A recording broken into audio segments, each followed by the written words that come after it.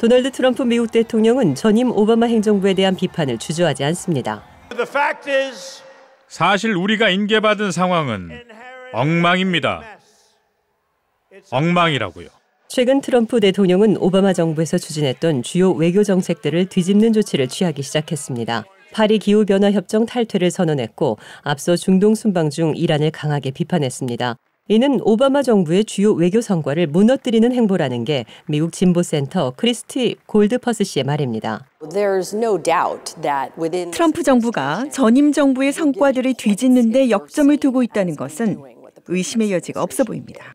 2015년 195개국이 서명한 파리 기후변화 협정은 오바마 정부의 주요 외교 업적으로 꼽히고 골드퍼스 씨도 당시 백악관에서 환경 정책을 담당했었습니다. 그런데 트럼프 대통령은 아직 미 의회 비준이 이뤄지지 않은 파리 협정의 탈퇴를 선언한 것입니다. 이란과의 핵 합의도 위기입니다. 트럼프 대통령이 아직 폐기를 선언하진 않았지만 매우 비판적이기 때문입니다. 오바마 정부에서 이뤄진 쿠바와의 국교 정상화도 흔들리고 있습니다.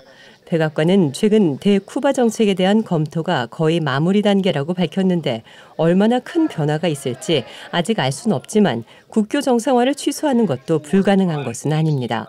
미 쿠바 무역경제위원회의 존 카블리치 씨입니다. 행정명령에 펜으로 서명만 하면 됩니다. 트럼프 대통령은 펜을 좋아하고 펜이 많다는 걸 지금까지 보여줬죠. 트럼프 대통령 후보 시절 오바마 정부의 대쿠바 정책을 강하게 비판했었습니다. 현재 트럼프 대통령은 국내 정책에 더 초점을 맞추고 있는 것으로 보이고 백악관도 아직 쿠바 관련 결정이 임박하진 않았다고 밝혔습니다. 하지만 오바마 정부 출신 전직 관리들은 이미 변화가 시작됐다고 말합니다. 오바마 정부에서 8년간 이뤄낸 진전이 앞으로 훨씬 더 많이 뒤집어지고 위협받는 걸 보게 될 겁니다.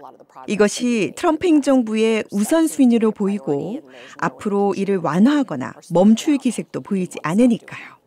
물론 트럼프 대통령의 이런 일방적인 조치들은 앞으로 후임 대통령에 의해 다시 일방적으로 뒤집어질 수도 있습니다. VOA 영상뉴스였습니다.